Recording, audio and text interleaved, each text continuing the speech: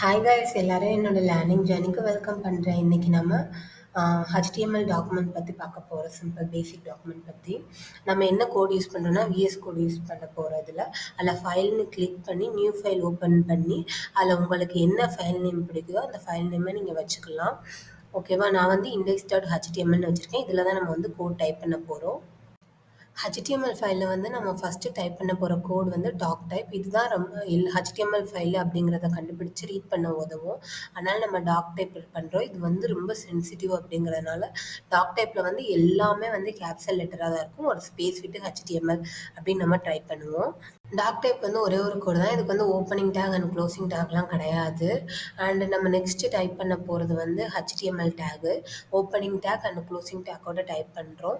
And இதில் வந்து talk type கோடு அதுக்கப்புறம் HTML கோடு ரெண்டுமே என்னதுன்னா சிப்ளிங்ஸ் மாதிரி தான் இருக்குது. நம்ம இதுக்கு முன்னாடி பார்த்தோம்ல அதில் சிப்ளிங்ஸ் மாதிரி டாக் டைப் HTML ஒர்க் ஆகுது.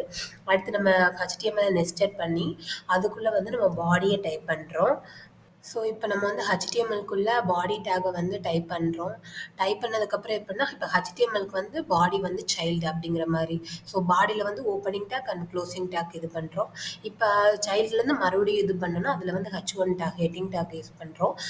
ஹெட்டிங்லேயே வந்து HTML வந்து நிறைய வெரைட்டிஸ் அவைலபிளாக இருக்குது.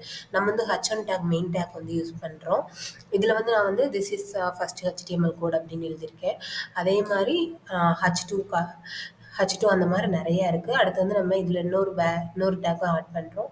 நெக்ஸ்ட் வந்து நம்ம வந்து பேராகிராஃப் டேக் ஆட் பண்ணுறோம். பேராகிராஃப் டேக் வந்து நம்ம சிஸ்டமுக்கு வந்து இது பேராகிராஃப் அப்படின்னு சொல்லி ஹெல்ப் பண்ணும். நம்ம வெப்சைட்டில் பேராகிராஃப் ரைட் பண்ணுறதுக்கு யூஸ் ஆகும். ஸோ இதுதான் வந்து ஒரு பேசிக்கான HTML டாக்குமெண்ட்டோட ஸ்ட்ரக்சர். இப்படி தான் இருக்கும். இதுலேயே நம்ம இன்னும் நிறைய ஆட் பண்ணுவோம். பாடி டிவிஷன் அப்படின்னு சொல்லி நிறைய டேக்ஸ் எல்லாம் ஆட் பண்ணுவோம். ஸோ இதான் ஒரு பேசிக்கான HTML டாக்குமெண்ட் இப்படி தான் இருக்கும். ஸோ எல்லாரும் வந்து ப்ராக்டிஸ் பண்ணி பாருங்கள். இது எப்படி ஒர்க் ஆகுது அப்படிங்கிறது எல்லாத்தையுமே நம்ம நெக்ஸ்ட் வீடியோவில் பார்க்கலாம். அண்ட் இப்போ வந்து bye see you. Let's learning together. Tata.